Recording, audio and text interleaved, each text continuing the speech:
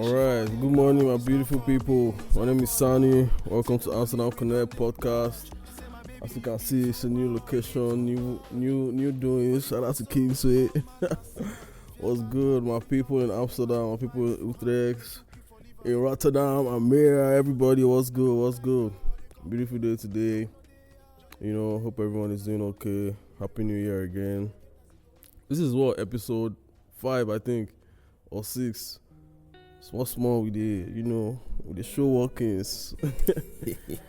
Well, yeah. Today, man, we have a guest with us today. This is going to be an artist interview. Shout out to him for coming. Very good friend of mine. Also an artist, singer, songwriter, rapper, dancer, choreographer, producer,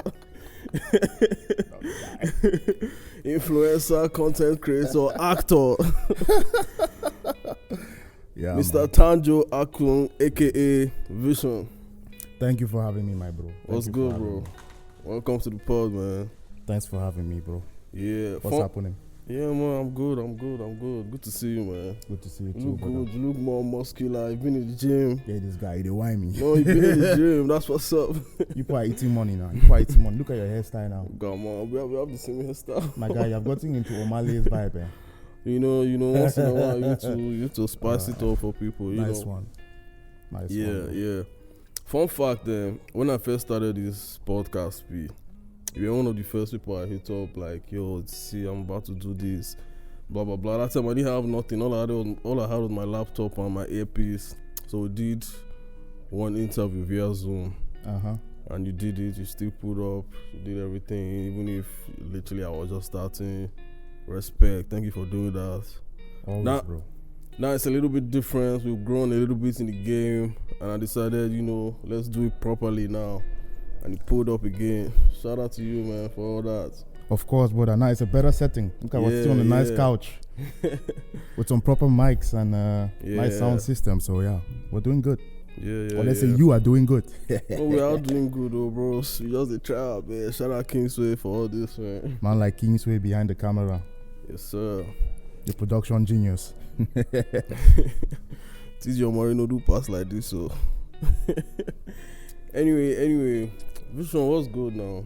Good to see you. How have you been? Bro, life is just lifing. Life is just pushing, Work, music, performance, podcast, example. Yeah. But yeah, man, everything is going well. We thank God. God has been good, at least since the start of 2025. God has been good. So yeah. Nice. How's this? February just started, but how's this new year been for you, like generally? I actually started my new year in France. So New Year met me in Paris somewhere in one kind of location like that. Undisclosed location. Undisclosed location. But yeah, man, 2025 started off really cool. It started off with friends and family. It started off with God too. So very important. I'm telling you, yeah. So yeah, it has been a quick start. It has been a very busy 2025 just from January till now. Yeah. A lot of things going on. We just shot a video. Wow, mad. Maybe we'll talk about that later on. Yeah. We just shot a video. There's a lot of promotion plans in the working. We're trying to come up with our own events and all kinds of stuff, bro. I don't want to talk too much, but 2025 started with a lot of planning and a lot of meetings, and also bringing a lot of people together to like get things done. So I'm happy. It's showing that it's productive. Yeah. Nice, man. That's good to hear, bro. And this is all, I guess, based off of the music, per se. Usually, yeah.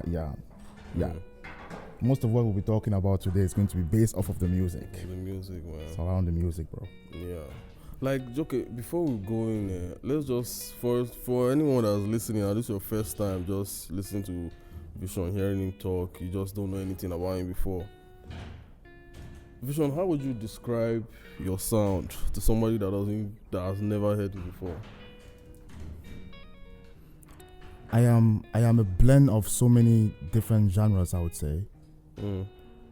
Because I I am an Afrobeat artist. That's what I would say. Yeah. Even though I rap, even though I do R&B, I mix up a lot of things, but the main component is the Afrobeat thing. You know, it's the dance element, the happy vibe, the how you say, the sounds from heaven that make you chill out, relax. It's relaxing. It's chill. It's a lot of love at least from the initiation of the creation, and it's just music that you can listen to every single day. The music, I would say the music is timeless, but yeah, it's up to the fans to decide. But I mix up a lot of different sounds. So today you might hear hip hop, and then the hip hop might have some Afrobeat elements to it, or tomorrow you might hear Afrobeat and then there's Amapiano infused in it. So I switch up and I change up as much as I can. I just look at myself as I'm a musician. That's what I look at it as. So I make as much kind of music that I can make. So, but if you want to say, okay, who is Visiion? If you want to put it on one point, I'm a global, international, let's say global Afrobeat superstar. Yes. And I make global music. I don't make African music. It's not just for one people. Yeah, it's not just for one anyone. person. Yeah. That's beautiful, man. How does music start for you, bro? How did you start? Like the first feeling, like you got that, you felt like, come on, I really like this thing. Let me try. It's been a long time, so I cannot remember exactly, but I remember that I started music, like writing songs, when I was like 6. 6. Yeah, I was still in primary school. I remember. I think I was in class. I don't remember what class, to be honest. But I know I was in primary school in Douala, because I come from Cameroon, so I grew up, born and raised in the French section of Cameroon called Douala. That's the economic capital. So when I was in school, primary school, I already started writing songs without beats, without nothing. You know, I listened to a lot of music when I was growing up. My mom and my dad played a lot of the African sounds, so Makossa was number one. There was like Kofi Olomide, Coupe Décalé. We also had Mayway. Like I grew up around a lot of music. So at some point when I watched them dance on the TV, by that time we had Awilo Longomba. I don't know if anybody knows Awilo Longomba. Of course you know Awilo Longomba. So you watch his song and he has a snake on his neck. And you're like, what is happening? It was very entertaining to me, and I always try to like be entertaining in the house. So I think I was an entertaining guy in the house. And then from there it just gravitated to me writing my thoughts out, like as a poem. It started with poetry, to be honest. And then after that I started doing it over beats. That's how I started, really young, just writing stuff that I could not really understand what I was writing. But I just wanted to make it to sound cool, to say the words in a cool way, to use words that people have never used before. So I started as a rapper. So I went into like the dictionary, looking for words that rhyme with each other, looking for meanings, and I'll just put words together, and I'll come up with the verse or with the fallback couplet or the chorus or something. That's how it started. Damn. And patches here and there. Like one morning I can wake up, write a chorus, and that's it. And then one morning I can wake up, write an 8-bar verse, and that was it. Just little by little, the songs started coming out, like coming together. That's how it started. And the interest was just innate. So I don't know why. I cannot tell you why I did it. I just gravitated towards it. And I became really good at it. So we thank God. Nice. You said you started writing at like 6. Now, I don't know if you can remember, sure, but at that time, like 6-year-old Visiion, like, what were you writing about? Like, can you remember your mindset at that time and what you were putting down, like, as songs? I was trying to be an intellectual rapper. Oh, one of those pacifications, qualification, qualification, the unification of the altercations. That was basically what was happening. That's basically what was happening, bro. So it was like if you put it together and you read the verse from top to bottom, it's not really making too much sense, but it's rhyming. So I did not have a subject in mind. I was just putting words together. That's how it started. Yeah. And I guess at that point, you were feeling it, the bug was coming, you were feeling like, come on, this thing is, you want to write more. And then, yeah, I guess you kept on chasing. But 100%. Yeah. How did you tell people about it when you were starting? It was just you in your head. My brother, I grew up in Africa. I grew up with African parents. Before they knew that I was doing music, it was maybe 10 years after or something. Damn. I don't know, but yeah, maybe like that. Why didn't you feel like they would discourage you or something? No, they wanted me to be an accountant or a doctor or a lawyer. Like that. Yeah, that's what I'm saying. Like, charter accountant was in my head during that period too. So I was not really thinking about music in that way because of my environment. You know? Yeah, but, okay. But you knew you were still gonna do it. Obviously. It was always in the back of my mind. I'll be in class, the teacher is teaching, I'm writing songs in the back of the class. It was that kind of vibe. I did that for years, and then at some point they caught me. That's when my parents actually found out. So they found out through my teachers, not even through me. Well, how did they respond? They took all my books. Bro, they sent me to school. I don't know if people had this one in Nigeria, but they sent me to school with 500 ledger. It's a 500-page ledgers. They have 200-page ledgers and 500-page ledgers. Okay. So it's books that are probably like this big or this big. You also had the small one, 20 leaves or 10 leaves. Yeah. Okay. I remember. Yeah. So I used to go to school with the 500 ledger, 500 pages. Yeah. And those books, I had 15 subjects. I had 15 of them, and all of them were full with lyrics. I was not copying notes in class. I was having my textbooks, and that's what I read. My notebooks were full of lyrics. Writing. Damn. So this was unstoppable. This was written in the stars, basically from when you were like, music was just gonna be a part of you. It is. Yeah. It's inside my soul. It's not even in my blood, brother. Nice. It's deep in my soul. Yeah, bro. All right, let's go a little bit further now. So, okay, young vision, just writing, getting better at this. At those points now, did you feel like, okay, I want to go to the studio, or I want to record a song, like I want to make my own song now that's like me, my song that people can listen? At what point did that come? To be honest, already when I started writing the nonsense, I wanted to be in the studio. Yeah. Already when I was in the nonsense place, I wanted to be in the studio. I just did not have the access yet. Yeah. I did not know the people that had it. So I could not go. But when I was in boarding school at some point, I got in contact with one of my other guys that was also making music. And he's the one who directed me to my first studio. That was already about maybe 6 years after I started actually writing songs or something. I wanted to really go to the studio and make it, because I used to record stuff on my phone. So a beat is playing in the background and then I'll record it and that would be my song. The quality was really shit. Yeah. So at some point I used to record songs and I'll go to boarding school with the recording in my flash drive and I'll play it for people. Yeah. And then it's like shit. But at one point I was like, okay, cool, let me find a place that makes it sound nicer. By the time I was going to the studio, I already had everything figured out. I could write verses, I could write choruses, I could do everything. So at that point I needed a place that would just make the song to sound like an actual song. And then my guy connected me to a producer. I used to jump over the fence to go to the producer. Damn. Boarding school. This straight out of content shit. I bear all kind of risks for this music, my bro. Damn.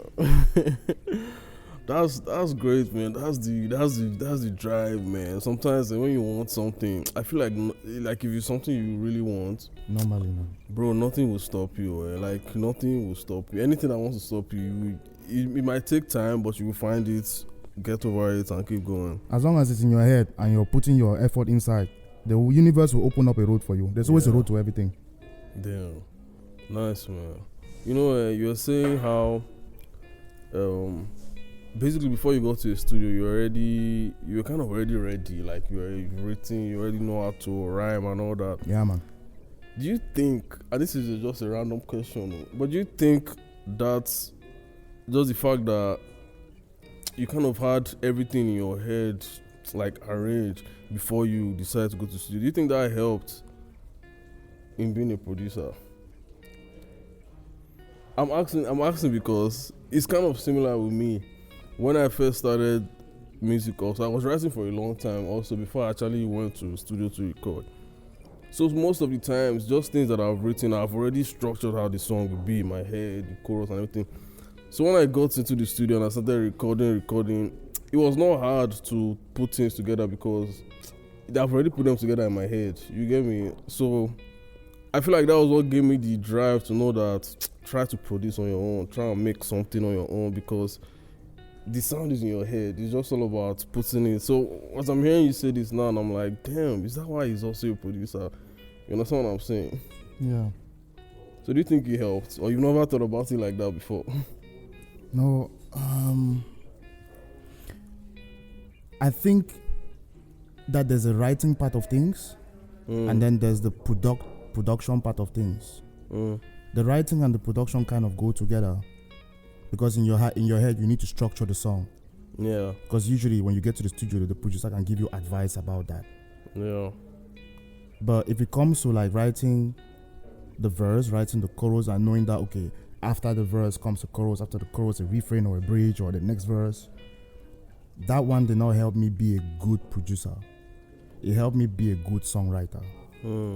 Then, when I started recording myself, and I started laying down the tracks, that's the moment that I started becoming a good producer. Because at that point now, I have the verse, I have the chorus, but then how do I double my lines? How do I back up my recording? How do I say it in the mic in the way that I want it to sound?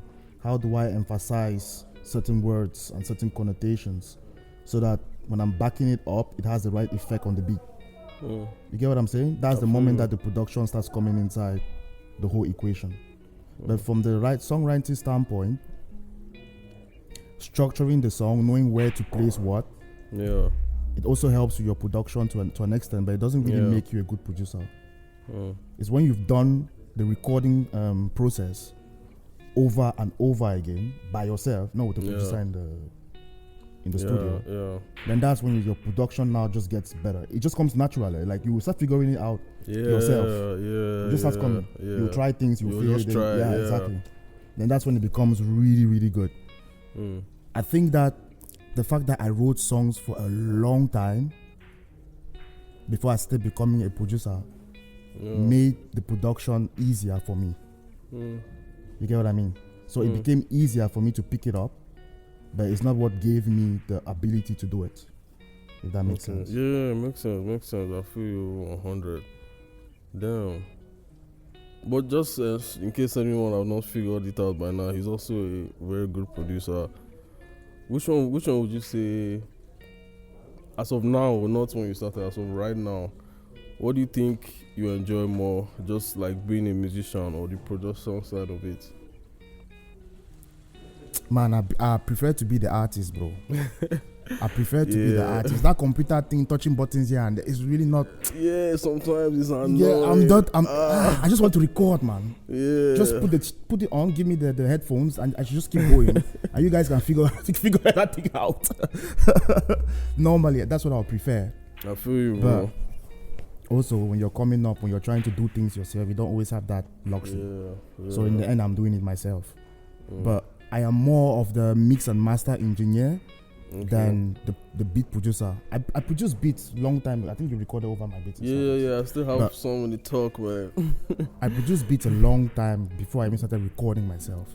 That's the first thing I did. I started by making beats. Maybe that's what helped me to become a good producer.